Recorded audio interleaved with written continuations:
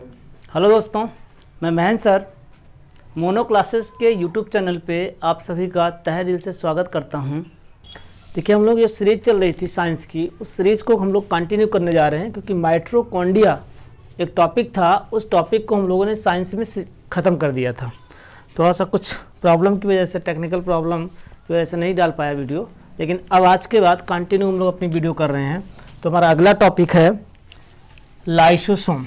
अब देखिए, लाइसोसोम में क्या क्या चीज़ें हैं, क्योंकि माइटोकॉन्ड्रिया तो हमारा प्रॉपरली हो चुका था। हम लोग साइंस की सीरीज़ में जो माइटोकॉन्ड्रिया था उसको कंप्लीट कर लिए थे। अब यहाँ से हमारा एक टॉपिक आता है जिसका नाम है लाइसोसोम। अगर हम यहाँ से बात करें तो एक कोशिकीय अंग है जिसका नाम है लाइसोसोम। अब इसको थोड़ा समझिए।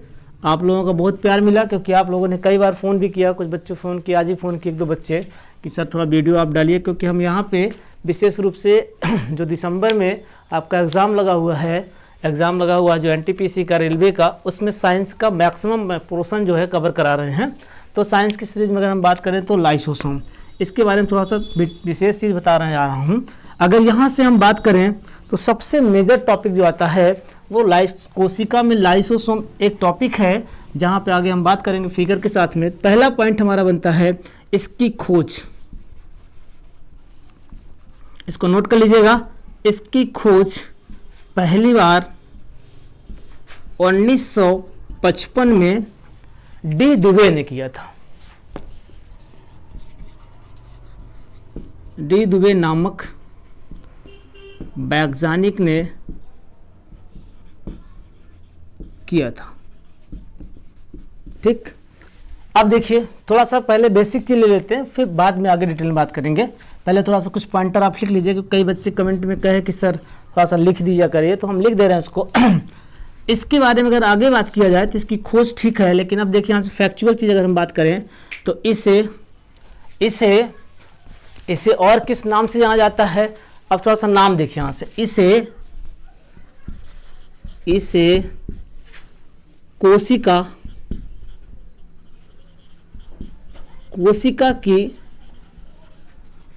आत्मघात की थैली भी कहा जाता है।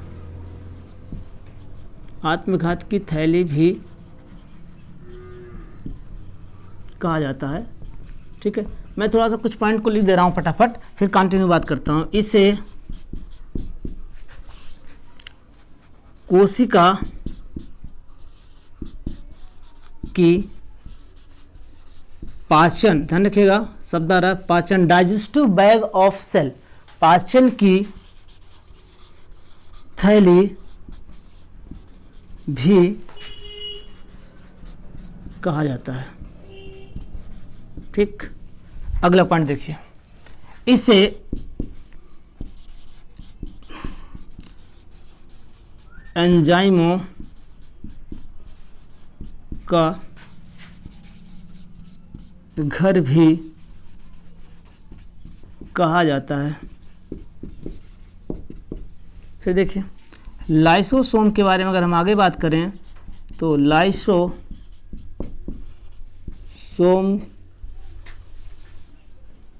लाइसोसोम का पीएच मान 5.2 होता है। ये रेलवे में सवाल आ चुका है। नेक्स्ट पॉइंट, आगे अगर हम बात करें यहाँ पे लाइसोसोम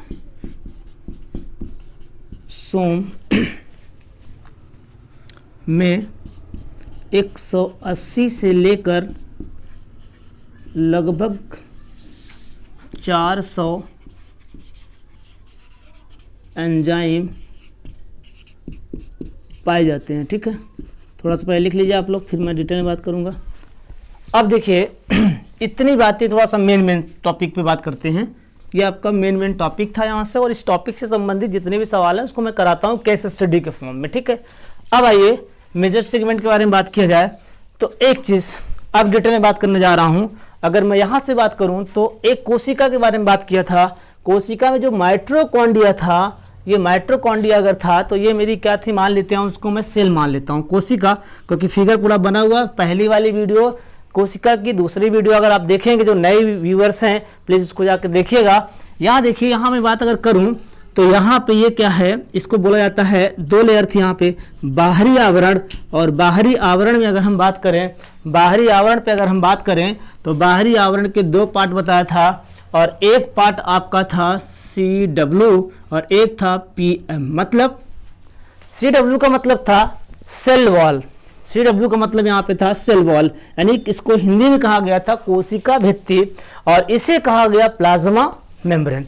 जंतु कोशिका में क्या पाया गया, प्लाज्मा मेम्ब्रेन, और पौधे की कोशिका में क्या पाया गया, सेल वॉल। फिर इसके बाद हमने बात किया था, थोड़ा सा पुराना वाला टॉपिक को रिवाइज कर दे रहा हूं क्योंकि बहुत दिनों के बाद ये वीडियो जा रही है। अब यहाँ ध्यान दीजिए, इसके मध्य में अगर हम बात करें तो बीच में एक गोला सा पार्ट था जिसका नाम हमने दिया था वहां पे केंद्रक। ठीक, ध्यान दीजिएगा। फिर इसके बाद केंद्रक के बाद अगर हम बात करें तो केंद्रक के और केंद्रक के बाद अगर किया जाए तो जो बाहरी आवरण था, इस बाहरी आवरण के चारों तरफ एक तरल पदार्थ था जिसे हमने नाम दिया था प्रोटोप्लाज्म। नाम दिया था प्रोटोप्लाज्म यानी जीव द्रव्य, और पूरा डिटेल में भी जो वीडियो जीव द्रव्य की बनी हुई है। और अगर हम यहाँ से बात करें तो ये जो हमारा प्रोटोप्लाज्म था, ये प्रोटोप्लाज्म था। ठीक है, अब देखिए प्रोटोप्लाज्म जो हमारा था, इस प्रोटोप्लाज्म के अंदर साइटोप्लाज्म था और साइटोप्लाज्म के अंदर अन्य कोशिकीय अंग थे। और अन्य कोशिकीय अंग में अगर बात किया जाए तो यहाँ ध्यान दीजिएगा, ये आपका क्या था, लाइसोसोम। फिगर यहाँ हल्का सा बना दे रहा हूं, ये आपका क्या है, लाइसोसोम। ठीक है, अब देखिए, और इसी लाइसोसोम के बारे में हम बात कर रहे हैं। तो अब ध्यान दीजिए, लाइसोसोम की डिटेल में अगर हम बात करें यहाँ से, तो लाइसोसोम की खोज 1955 में डी दुबे ने किया था। पहली बार सवाल बहुत बार पूछा कि लाइसोसोम का खोजकर्ता किसे कहा गया या लाइसोसोम की खोज पहली बार किसने किया, तो क्या आंसर आना चाहिए, डी दुबे। डी दुबे साहब ने क्या बताया, ये ध्यान दीजिएगा क्योंकि ये इंपॉर्टेंट टॉपिक बनता है। डी दुबे साहब ने जब कोशिका के साइटोप्लाज्म और प्रोटोप्लाज्म को देखा तो बताया कि जिस तरह से तरबूज होता है, तरबूज जो होता है उसको जब बीज से काट दिया जाता है, और इसी चीज को उसने बताया कि तरबूज को अगर बीज से काट दिया जाए तो अध कटे हुए तरबूज की आकार की संरचना। ध्यान दीजिएगा, ये मैं अध कटे हुए तरबूज की बात करने जा रहा हूं। अध कटे हुए तरबूज के समान एक कोशिका के अंदर एक क्या पाया जाता है, कोशिका के अंदर एक संरचना पाई जाती है और जिसका नाम इन्होंने क्या कहा, लाइसोसोम। तो सबसे पहले लाइसोसोम की खोज भी किया और नाम भी किसने दिया था, नाम भी दिया किसने, डी दुबे ने, और बताया कि यह कोशिका के प्रोटोप्लाज्म और साइटोप्लाज्म के मध्य में पाए जाने वाला एक क्या है, कोशिकीय अंग है। फिर यहां ध्यान दीजिए, नेक्स्ट क्वेश्चन जब बनेगा तो क्या बनेगा, इसने क्या क्या बताया। अब ध्यान दीजिए, इन्होंने क्या क्या बताया, इन्होंने ये बताया कि कोशिका में जो लाइसोसोम है, उस लाइसोसोम के अंदर कुछ जिस तरह से जो अध कटा हुआ तरबूज होता है, उस तरबूज के चारों तरफ तरबूज का बीज धंसा होता है, ठीक उसी तरह से इस लाइसोसोम में भी, ठीक उसी प्रकार से इस लाइसोसोम में भी क्या होता है, बीज के समान एंजाइम पाए जाते हैं। क्या पाए जाते हैं, एंजाइम। और इस एंजाइम के बारे में उन्होंने बताया। इसी कारण से आगे मैं बात करूंगा यहां से, तो ये इसके चारों तरफ क्या पाया जा रहा है, एंजाइम। और एंजाइम का काम ये होता है कि रेट ऑफ रिएक्शन को क्या करना, बढ़ाना, रेट ऑफ रिएक्शन। ध्यान दीजिएगा, लेकिन यहां कौन सा रेट ऑफ रिएक्शन हो रहा, ये थोड़ा सा क्वेश्चन यहां बनता है, लेकिन मैं उसको भी क्लियर कर दे रहा हूं। यहां पे जब एंजाइम पाया गया और इन्होंने बताया कि एक लाइसोसोम में 180 से लेकर 400 एंजाइम पाए जाते हैं।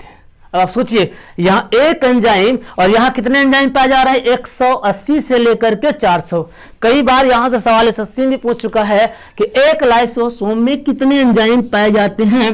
तो लमसम की अगर बात किया जाए तो 180 से लेकर के 400 क्या पाए जाते हैं, इसमें एंजाइम पाए जाते हैं। लेकिन इन एंजाइम का काम क्या है, इस एंजाइम का काम यह है कि कोशिका के अंदर, इस कोशिका के अंदर अगर किसी भी प्रकार का कोई बैक्टीरिया गया या वायरस गया, या फिर उसी के साथ साथ अगर बात किया जाए तो कुछ अवशिष्ट पदार्थ जो हमारे कोशिका के लिए हानिकारक हैं, अवशिष्ट पदार्थ या इन्वेस्ट मटेरियल अगर जाता है या पदार्थ जाता है या कोई जीव अगर जाता है तो ये एंजाइम क्या करता, उसको उसकी छोटी छोटी इकाइयों में तोड़कर मार देता है। ठीक है, इस कारण से इसका नाम रखा गया, यहां पे एक नाम और दिया जा रहा है, इसे एंजाइमों का घर कहा जाता है। क्या कहा गया? एंजाइमों का घर।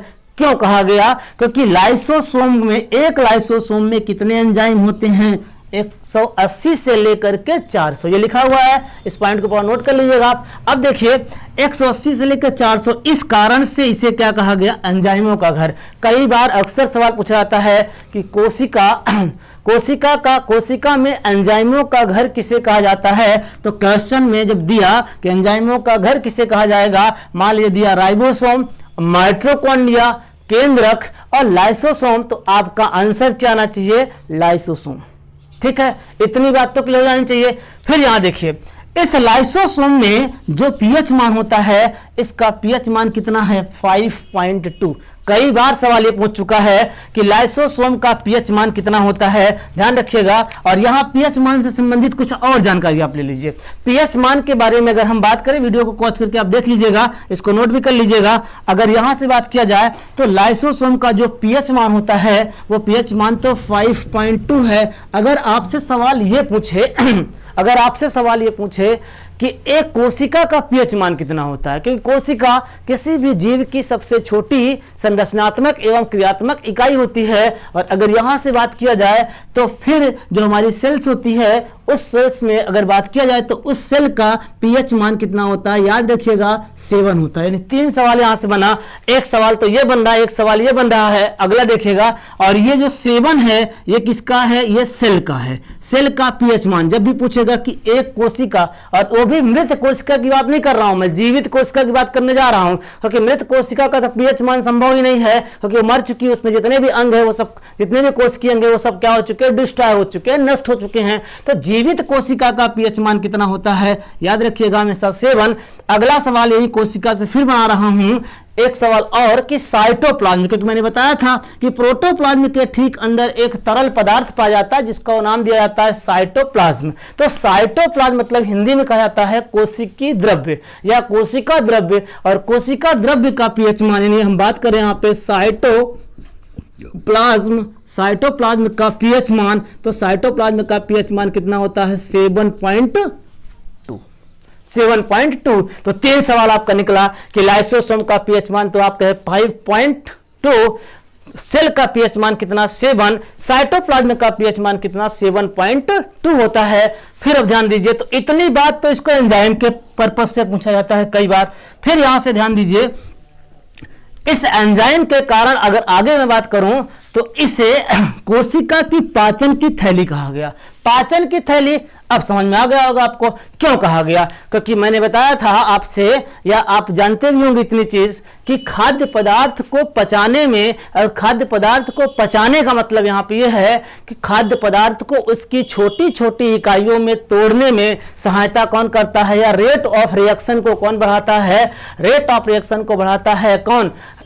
एंजाइम।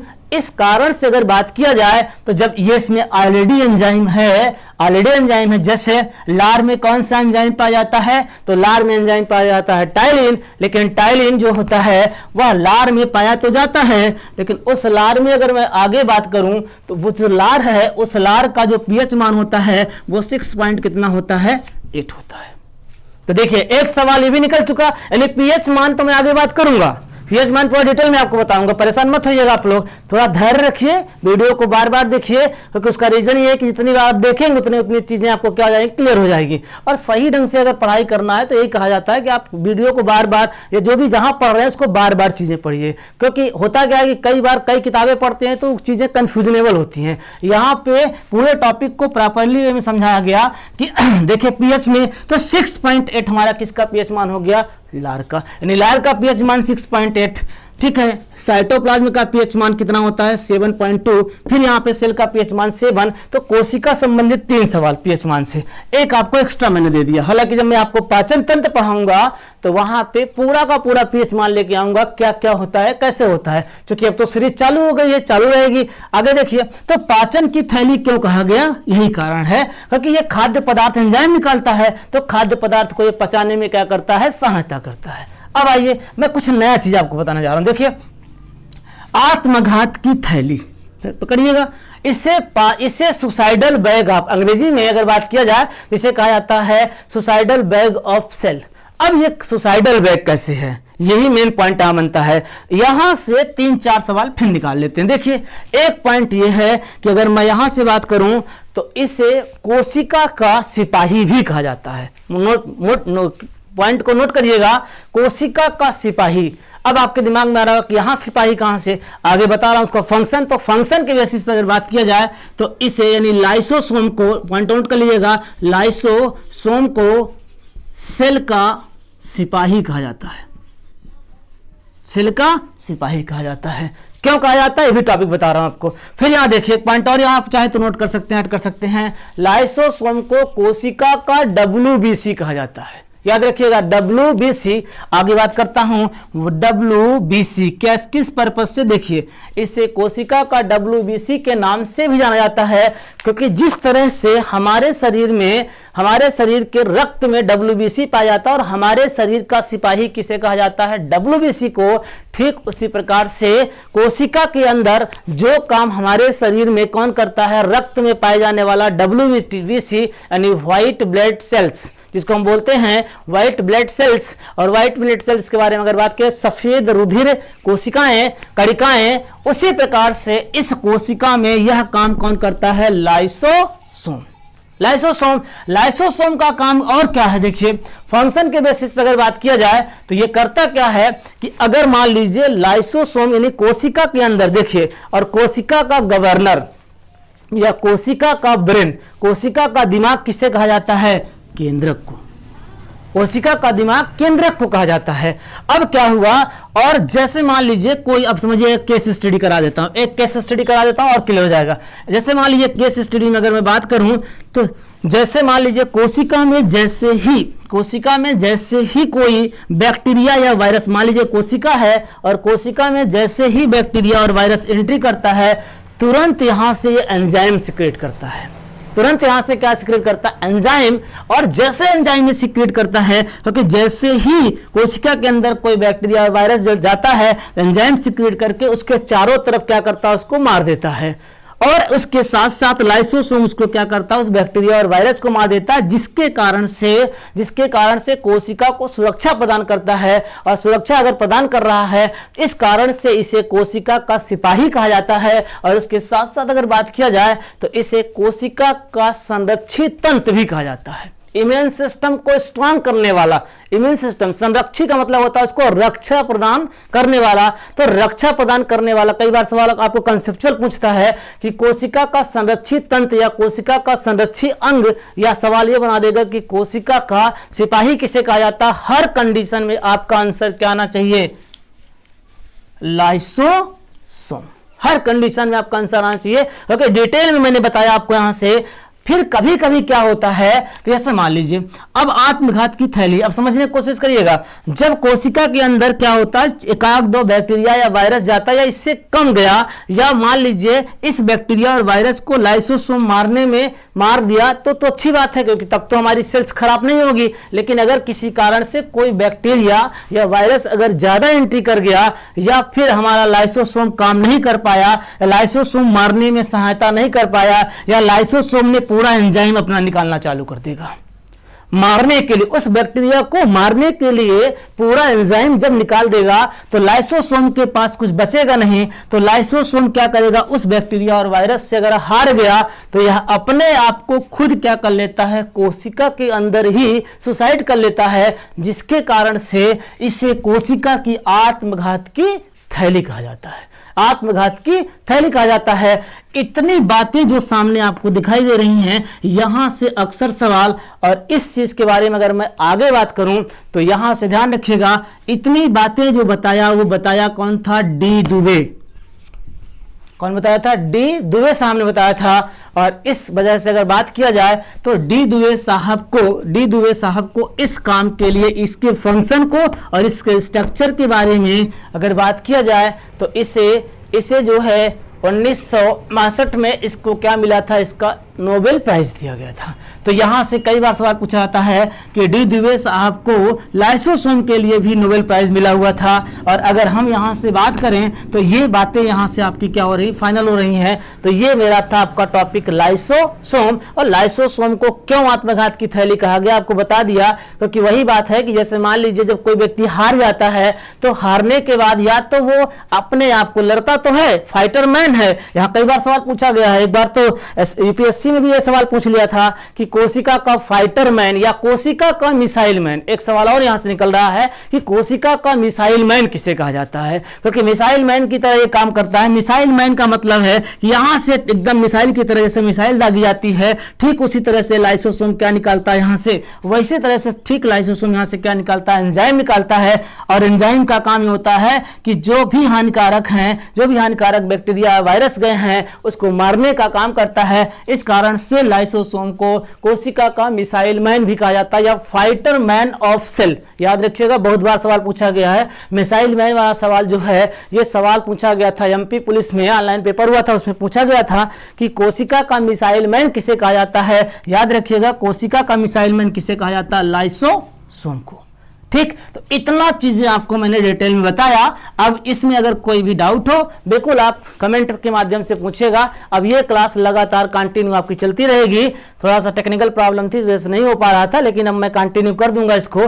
तो आपकी जो एनटीपीसी एग्जाम है उसको मैं कंटिन्यू करने जा रहा हूँ। इस सीरीज को पूरा, इस सीरीज को तो खत्म करूंगा, उसमें जितने भी टॉपिक आपके फिजिक्स, केमिस्ट्री सभी आएंगे उसको पूरा करूंगा। इसी के साथ ये टॉपिक आपका खत्म होता है। धन्यवाद, थैंक यू।